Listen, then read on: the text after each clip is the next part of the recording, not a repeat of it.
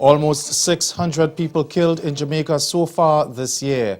And in sport, Usain Bolt's final appearance before his home crowd ends on a high. I'm Ricardo Roberts, and this is Caribbean in 10 for Monday, June 12th. I'll be back with the details after the break. The Sajiko Cahill School of Business and Management invites you to attend Navigating a Path to Growth, a risk and competitive intelligence conference at Hilton Barbados Resort on June 26th and 27th, 2017. Speakers include Global Strategy and Risk expert Dr. Andrea Schotter, Regional PwC Risk Assurance Leader Bruce Scott, Ms. Lisa Padmore, Dr. Delisle Worrell, Mr. Ian D'Souza, Professor Patrick Hossain, Professor Gillian Marcel, and many others. For more information, call 246-424-7731 or visit www.uwichsb.org. Secure your space today.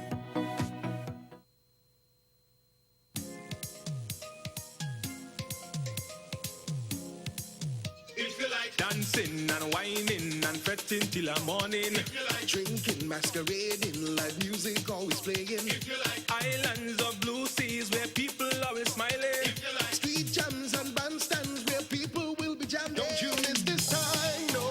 This our festival, our legacy. Don't you miss this time, no.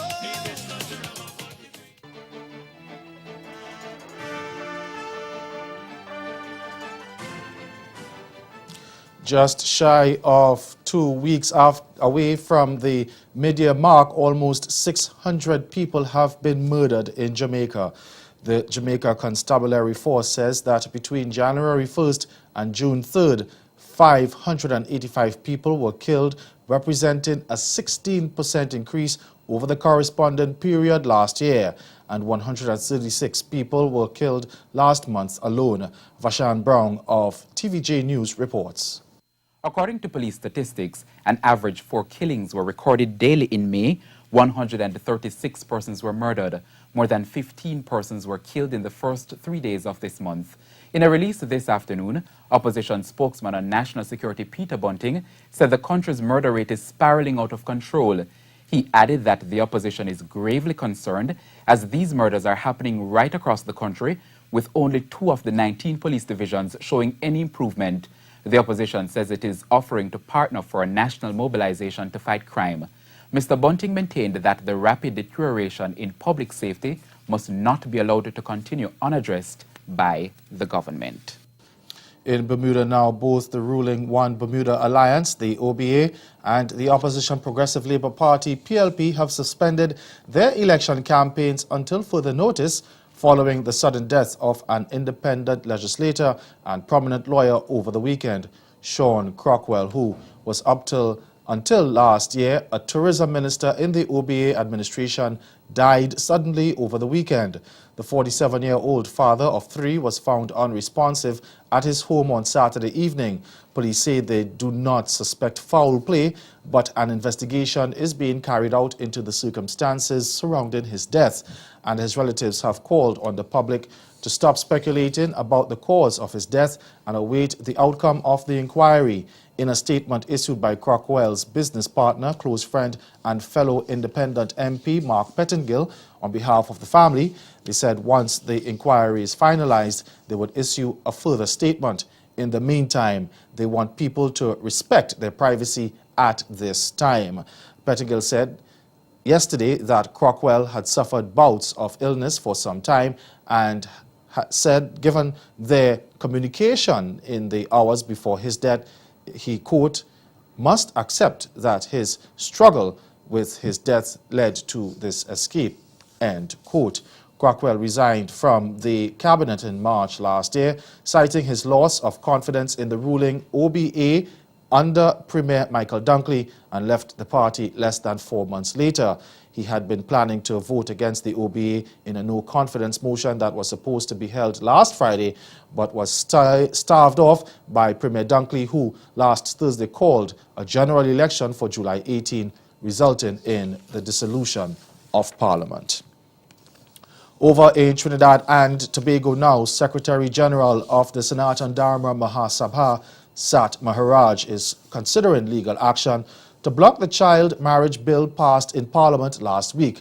But Attorney General Faris Alwari says the state will be ready to deal with the challenge. Last Friday, legislation to amend the various marriage acts was unanimously passed in Parliament, effectively outlawing child marriage. Now, if President Anthony Carmona signs off on the bill, it would be unlawful for children under the age of 18 to marry. Maharaj says the state should not be making decisions for families and argued that it was inviting itself into people's bedrooms. And he says it could find itself in court. Maharaj says they're willing to go straight up to the Privy Council. Stay with us. Your Midday Sport is next. Grow your business or promote your event through the services offered by the Caribbean Media Corporation and CaribVision. Our distribution provides a platform on cable, terrestrial television, and websites. We cover carnivals and events from across the region. We can bring your event live and alive to the world. For music makers, program producers, businesses, we can expand your reach to in excess of 2 million households daily. Our other services include news updates to enhance your media products, studio space for program and development. We can facilitate the launch of new products and services and training. Contact us and we will help you unleash your creative ability, develop products and services, and provide the medium to watch them grow. Contact Loretta Skeet at cmccaribbean.com or call her 1-246-467-1044 or 1-246-253-3889. Call and book your carnival or event today.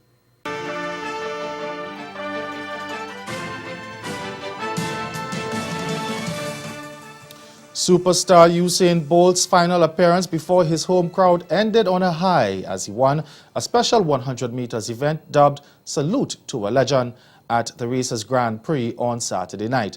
The 30-year-old, who will wind up a remarkable career following the IAAF World Championships in London in August, appeared rusty but said goodbye in style to home fans, estimated at nearly 30,000 at the National Stadium.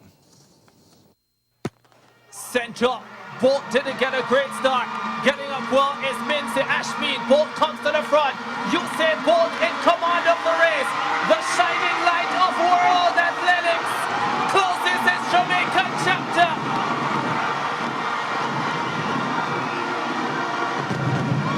Kingston witnesses the last competitive performance in the land of wood, water and speed. For Usain Bolt. It's so special that the time he has run is the exact same time that he ran his very first 100 meters as a professional in 10.03 seconds.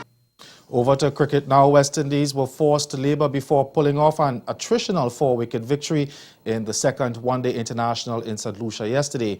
Their bowling proved more clinical than last Friday's opening game, scuttling out the Afghans for a paltry 135 of 37.3 overs after the visitors opted to bat first at the Darren Sammy Cricket Ground. Gulda bin Naib top-scored with 51 batting at number 8, but no other batsman passed 20 as Windies quickly turned the screws on the innings. At one stage, Afghanistan was staring down the barrel at 51 for 6 in the 17th, but recovered through Naib's enterprise. The fast bowling trio of Alzari Joseph, Shannon Gabriel and Captain Jason Holder, along with off-spinner Ashley Nurse, all picked up 2 wickets each. That's Caribbean in 10. Join us again at 6:30 for Caribbean Newsline. Good afternoon.